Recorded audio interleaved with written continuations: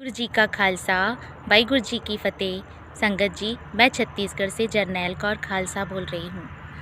पिछली वीडियो में मैंने बताया था कि नवीन जिंदल जो कुरुक्षेत्र के सांसद हैं और एक बड़े उद्योगपति हैं, उन्होंने हमारे गुरुद्वारे के निर्माण कार्य को जहाँ लोअर कोर्ट के माध्यम से रोक लगाया हुआ है, मैंने लोअर कोर्ट में उनके सारे दस्तावेज़ों को झूठा साबित किया है, जो सारे के सारे अनसर्टिफाइड डॉक्यूमेंट थे।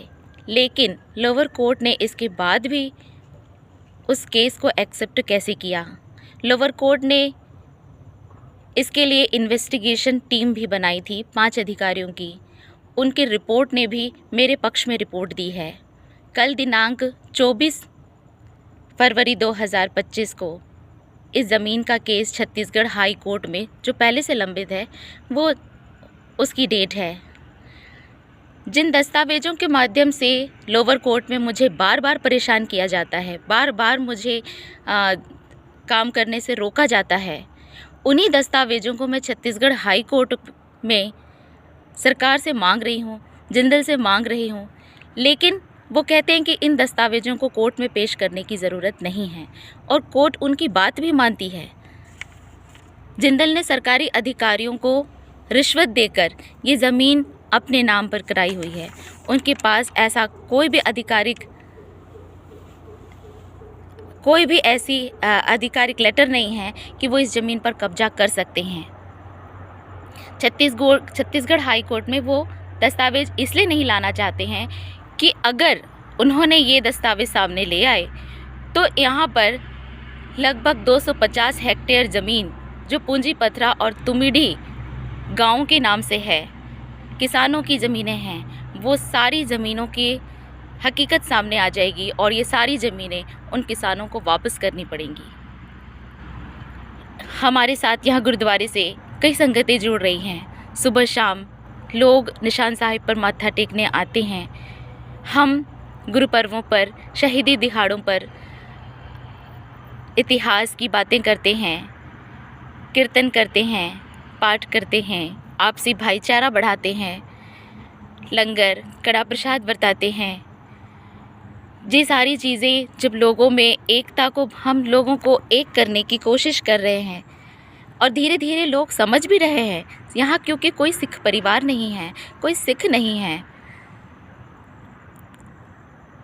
अब लोग धीरे धीरे हमसे जुड़कर यहाँ थोड़ी थोड़ी उनमें जागरूकता आ रही है। मुझ पर जो केस लोअर कोर्ट में लगाया गया है, ये किस व्यक्ति ने मुझ पर केस किया है, किसने मेरी शिकायत की है, मुझे ये भी नहीं पता है। कोर्ट में ना तो उनका वकील आता है और ना ही वो शिकायत करता आते हैं। कोर्ट की प्रोसीडिंग सिर्फ मुझसे सवाल जवाब करके की जाती है। मैं अपनी तरफ से कोई डॉक्यूमेंट लगाऊं या अपना कोई जवाब दूं तो उसकी रिसीविंग तक मुझे नहीं दी जाती है। इस तरीके से ये केस चलाया जाता है सिर्फ मुझे परेशान करने के लिए। और सबसे बड़ी बात, जिस ज़मीन पर गुरुद्वारे का निर्माण हो रहा है, मैं बरसों से यहाँ रहती हूँ, इसका पट्टा मेरे पास है। इस ज़मीन पर पहले हम तिल की खेती किया करते थे। इसी ज़मीन कर एक हिस्से पर मेरा घर है, हम रहते हैं, वहीं हम कमाते हैं। बरसों से हम यहाँ खेती करते आए हैं, यहीं हम जी रहे हैं। आज तक कभी किसी ने आपत्ति नहीं उठाई, मगर गुरुद्वारे के निर्माण पर आपत्ति हम लाई जा रही है। संगत जी, कल हाई कोर्ट में पेशी है, फाइनल हियरिंग की डेट दी हुई है। मैं पेशी के बाद आपको फिर एक वीडियो के माध्यम से सारी खबर दूंगी। लेकिन एक बात मैं साफ कर दूं कि जे गुरुद्वारा, जे मैंने जब सिक्खी को समझा कि मानव गरिमा का असली संघर्ष सिक्खी ही है, और हमारा जो समाज, जे आदिवासी समाज, छत्तीसगढ़ के ये जो लोग हैं, वो किस तरीके से दबे हुए हैं, उनके साथ क्या गलत हो रहा है, मैं समझती हूँ कि सिक्खी ही है जो हमें इससे आज़ाद कर सकती है। इसलिए जे गुरुद्वारा यहाँ ज़रूर बनेगा।